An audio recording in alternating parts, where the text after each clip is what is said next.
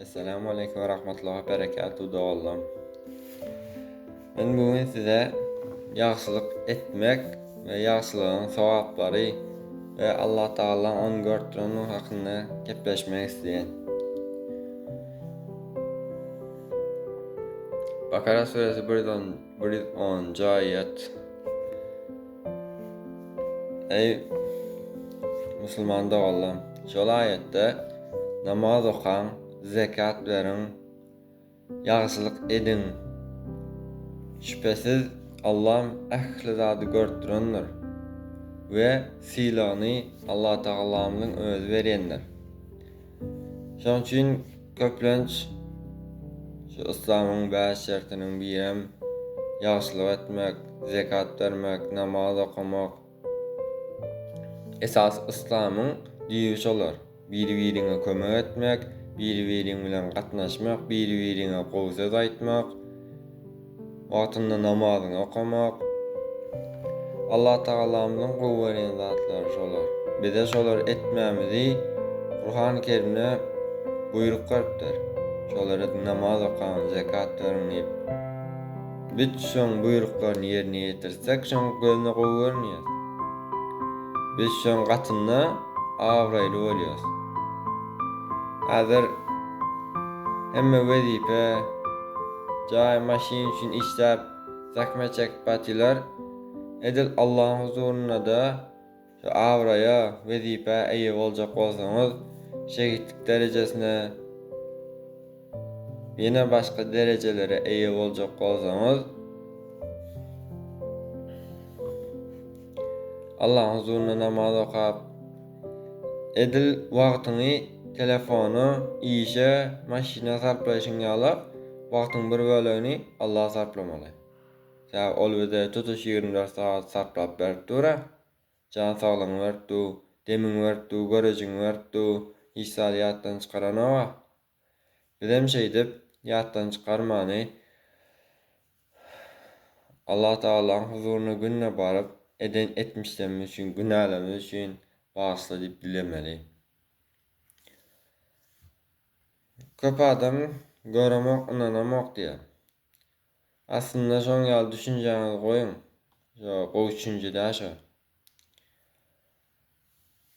Elbetde Allah Taala'ny gören ýok. Ýöne Allah Taala'nın yaradan zatlaryny, mucizelerini görmämden görtürse, günne görtürse. Şoň ýaly göreçerdi Allah Taala'myz. Kitabynda da bellek geçýär. Siziň ähli zadyňyzy ben berendim. Can saglygymy şo berdi, wagtymy şo berdi. Allah Taala bermese şu gözümüz görmeýär. Şu bu dem oturan burnumy dem almaýar. Urtdyran ýüregimiz urmaň alýar. Allah Taala wagtymyzy bermese toprağın aşağına ýatýar.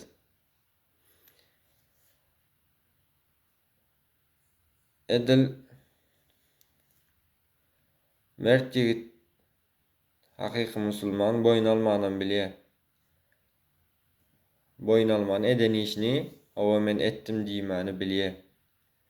Bizem Allah'ın huzuruna çykyp eden günahlarymyzy boyun alyp, sen etme diýipsiň ýöne men şunu şeytanyň ýoluna gitdim, şunu çeýdip ýalňyşdym, etdim, meni bagyşla diýip çyn ýürekden dileseň Allah Taala'myz bagyşlaýar. Şu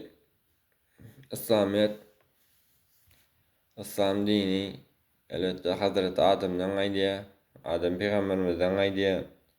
Şondan bäri elbette Allah Taala'myz bize kömek edip, goldap, aramyza peygamberlerimiz goýberip, bizi dogry ýola salmak, şeytanyň ýolundan aýyrmak istedi, bize cennetini açyp berdi. Cennete girmek üçin gaty köp mümkinçilik bar. Bir-birine ýagşylyk etseň, bir diýişni hereketiň çykyp duranok, ýa bir derek wagtyň gitip duranok.